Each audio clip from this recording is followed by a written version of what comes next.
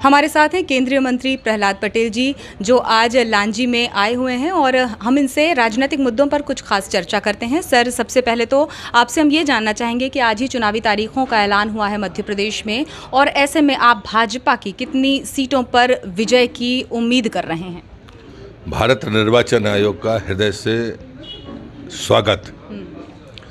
जब निर्वाचन आयोग तारीख तय करता है तो लक्ष्य तय हो जाता है, उससे ज़्यादा आपको 1 मिनट भी नहीं मिलेगा। तो इसका मतलब है कि 17 तारीख को मतदान होगा, ये हमारा लक्ष्य है। परिणाम का दिन तय है 3 दिसंबर, वो भारतीय जनता पार्टी के विजय का दिन होगा। और मैं जो प्रश्न आप मुझसे पूछ रही हैं, मैं जोशी नहीं हूँ, लेकिन मैं देख पाता हूँ। जो प्रत्यक्ष दिखता है उससे आगे देखना, ये प्रबुद्ध जनों का काम है, उसमें आप लोग भी आते हो। मैं देख पा रहा हूँ कि 2003 में भाजपा को प्रचंड विजय मिली थी। पिछली बार कुछ चूक हुई थी। 2023 है, लोग देख रहे हैं कि भारत माता यशस्वी होकर दुनिया में अपना परचम फहरा रही है, इसलिए मध्य प्रदेश पीछे नहीं रहेगा। वो 2003 दोहराएगा 2023 में। आप बार बार ये बात कह रहे हैं कि 2003 दोहराएगा मध्य प्रदेश, लेकिन महाकौशल, विंध्य, भाजपा कहीं कमज़ोर, चंबल बल्कि कमज़ोर होती नहीं दिखाई पड़ रही है कि इतने दिग्गजों को दूसरी सूची में, चाहे वो कैबिनेट मंत्री हो, केंद्रीय मंत्री हो, इन्हें उम्मीदवारी के तौर पर उतारना, मतलब भाजपा की क्या मंशा है इसके पीछे?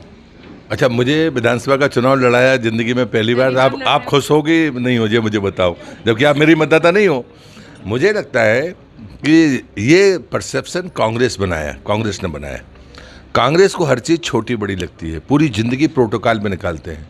मैं भारतीय जनता पार्टी का कार्यकर्ता हूँ। कल जब मैं नरसिंहपुर में पैदल यात्रा शुरू कर रहा था तो मैंने अपने भाई को नहीं बताया, क्योंकि उस समय वो नहीं था। जिस गांव से मैंने पैदल यात्रा शुरू की, ठीक 40 साल पहले 1984 के लोकसभा चुनाव में वो होशंगाबाद लोकसभा का हिस्सा था और मैं सिवनी लोकसभा का कार्यकर्ता था।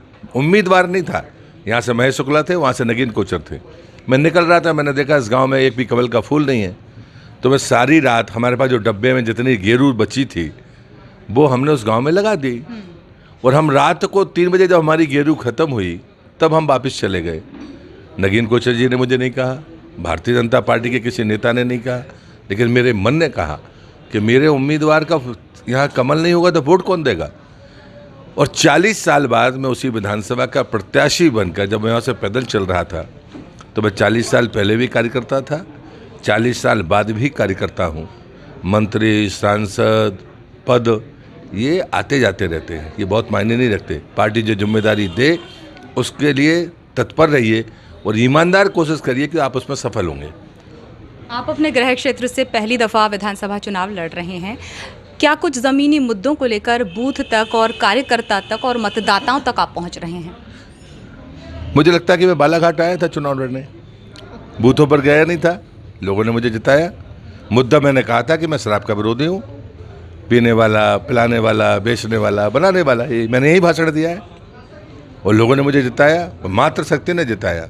कोई तब कहता नहीं था कि प्रहलाद पटेल चुनाव जीतेंगे, लेकिन मैंने मुद्दे पर कायम रहा। और मुझे लगता है जब तराजू पर तुलने का मौका आए तब आप अपने विचार पर कायम रहिए, राम की तरह आपको सामर्थ्य मिलेगी। प्रहलाद जी, आप कहते हैं कि भूगोल बड़ा नहीं होना चाहिए, इंसान की सोच बड़ी होना चाहिए, क्षेत्र बड़ा नहीं होना चाहिए। जहाँ पर इस वक्त आप हैं लांजी में, यहाँ पर भी आपको डैमेज कंट्रोलर के रूप में आज देखा जा रहा है। कितनी सच्चाई है इस बात में? क्या राजकुमार कराहे जी और रमेश भट्टेरे जी के बीच चल रहे आपसी वैमनस्य को आप शांत कराने आए हैं? एक बात बड़ी साफ है, राजकुमार हमारे उम्मीदवार हैं और इसलिए मैं उम्मीदवार के पक्ष में अपनी बात करने आया हूँ। पार्टी ने उम्मीदवार घोषित किया है, समन्वय बिठाना हमारा काम है। समन्वय, कोई हमारे साथ, अटल जी बोलते थे, कोई साथ चले तो ठीक, ना चले तो ठीक। हमारा रास्ता तय है, हम जीत की तरफ आगे बढ़ेंगे। कांग्रेस को किन मुद्दों पर विफल पाते हैं आप? जन सामान्य में ये चर्चा है कि बदलाव की लहर है, तो आप कहाँ पाते हैं कि भाजपा जो है इस बार बदलाव की बयार से कोई फ़र्क नहीं पड़ने वाला? मुझे लगता है कि जो मुद्दे हैं जिन पर हमने सफलता अर्जित की है, नक्सलवाद आज अगर कंट्रोल है तो ये भारतीय जनता पार्टी की सफलता है। विकास अगर हर गांव तक पहुंचा है तो ये भारतीय जनता पार्टी की सफलता है। व्यक्ति निमित्त बनता है, विचार की ताकत है जो पूरे देश में आपको हर कोने में मिलेगी।